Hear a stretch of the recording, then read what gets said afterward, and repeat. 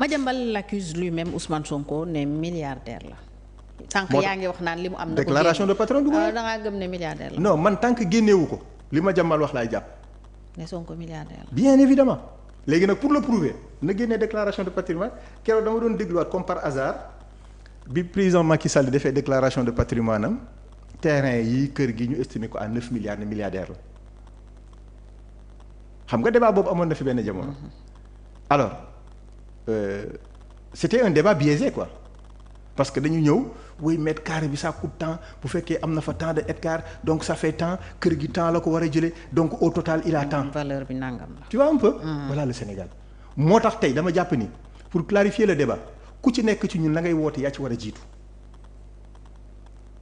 jiitu man daal en tout cas Fatou amal milliard am avion di ma ko abal loolu laa lay ñaanal comme ku ko am boo nekkee ci état ñu rek ko sàcc. loi d'accès à l'information yow tu es dans le privé yow boobaa boo ko amee nga du yàlla baax na loi d'accès à l'information mën na yokk transparence ak bonne gouvernance accès à l'information et diffusion de l'information aussi dañ ko ci waroon yokk parce que tout le problème fondamentalement c'est dans la diffusion de l'info. Oui.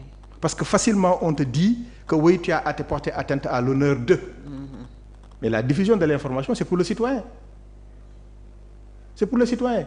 Le journaliste de. mais ak loi lanceur d'alerte bi quand même loolu peut-être. non bañ a posé wu. gi nga la subtilité du droit. nañ ko bàyyi juriste yi.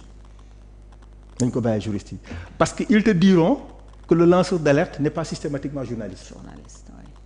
Qui a pour mission de diffuser la bonne nouvelle. Ils vont faire la part des choses. Au titre du procès un avocat va venir te dire non kii du lanceur d'alerte kii journaliste la indi la problème boo xamante ne yow doo xam foo koy àtte ji donc autant c'est clair autant c'est mieux pour tout le monde mais ce qui est certain mooy bu ñuy wax la protection de l'information nañu protéger aussi le diffuseur de l'info.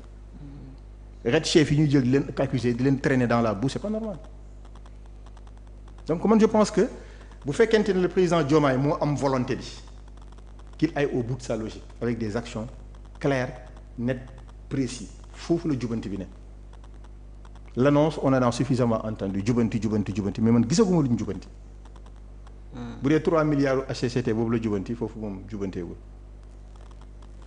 nekkoon nga directeur des Sénégalais de l'extérieur doomu Sénégal yi nekk bitim réew seen ay jafe-jafe ba léegi mi ngi fi mu nekk tey lan nga jàpp ne régime bi moom la war a poser comme acte ndax li muy xaar ci diaspora boobu bëri na par exemple financement yi saa yu ñu waxee ñu ngi ci séntu diaspora bi waxoon nañ fi sax waxu diaspora bon tey naka la ñuy def ba naka la ñu war a def plutôt ba diaspora boobu ñu quand même saafara seen i problèmes yi gën a nekk priorité lan moo ci war a jiitu. waa Turquie par exemple keroog bi Ousmane Sonko demee dégg nañ leen ñu jooytu ay carte de séjour titre de séjour yoo xam ne buñ ko amul dañuy nekk ci ay coono yu bari. Tu as bien fait vous avez bien fait de parler de Turquie parce que pays bu nekk. am particularité. dafa am particularité. Turquie sénégalais ya fa nekk dañu amoon jafe-jafe wu këyit président Macky dem fa visite d'État. Demander au président Erdogan une indulgence mu accordé ko et séance tenante Erdogan lui a dit donne-moi la liste des Sénégalais qui ont un problème de papier mu laaj suñu ambassadeur bi kooku il a demandé au chargé des affaires consulaires mais ña fa nekkoon am carte consulaire nekk en situation irrégulière c'était un nombre minime par rapport ak tous les Sénégalais yi inscrireul à l'ambassade. parce que problème recensement déjà dafa am par rapport aux Sénégalais de l'extérieur loolu yàgg na. léegi ci table ba. on a trouvé un compromis pour andi leen liste bi après. D'accord. léegi bi ñu yóbboo liste bi après la langue c'est la liste est élargie il y a eu beaucoup de Sénégalais après même si elle n'est jamais exhaustive mais bañ leen defaralee carte bi dañ leen defaroon benn dérogation defal leen benn type de carte bu ñuy wax une carte de résidence de type humanitaire. pour que le temps que carte bi expiré ñu mën a régulariser seen situation parce que carte humanitaire boobu dafa amoon limite sur le plan du droit dina permettre nga circuler dina permettre kenn du la contrôler mais da ngay am problème pour accès à un emploi normal.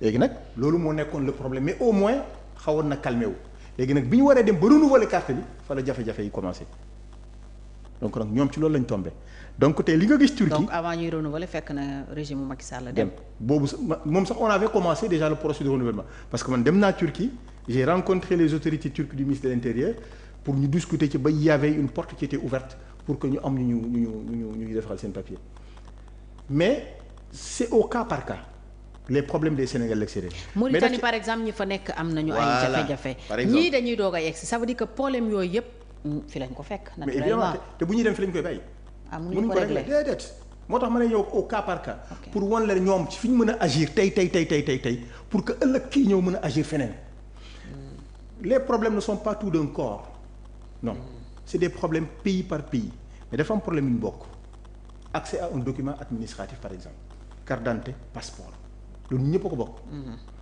il y avait 8 centres de production de passeport yu Macky Sall dem dañ ko élargir 8 centres de production de passeport moo amoon centre bu ne amoon nga possibilité produire 100 passeports par jour mais bu fekkente ne à Paris le centre bi ne te waa Londres waa Allemagne ainsi de suite Belgique il faut que ñu ñëw ba Paris pour ñu renouveler leen defar seen passeport et autres moo gën a oyof que ñëw Sénégal évidemment mais quand même bu ñu ko élargir ba centre yi bari dina gën a faciliter la mobilité des Sénégalais. Oui. Ça c'est d'abord une action pour moi prioritaire. Mais l'autre action prioritaire les passeports c'est pas des compétences du ministère des Affaires étrangères ministère de l'Intérieur la. Oui. Ministère de l'Intérieur dañoo greffé wu dans les consulats et les ambassades avec leurs agents. Ils sont autonomes. Autonomie boobu nag léeg-léeg mu andi problème. D'accord léegi indi problème. yow da ngay nekk France ñu war la defaral passeport base de données bi il faut ñu interroger Dakar bu ñu interroger Dakar on interroge la DAF l'agent qui doit confirmer que yow say données conformes na nañ la délivrer il prend son temps il peut ne pas répondre automatiquement donc le Sénégalais bi ko soxla séance tenante il est obligé d'attendre. On va en vouloir au consulat alors que le consulat n'a rien à voir dans ça. D'accord.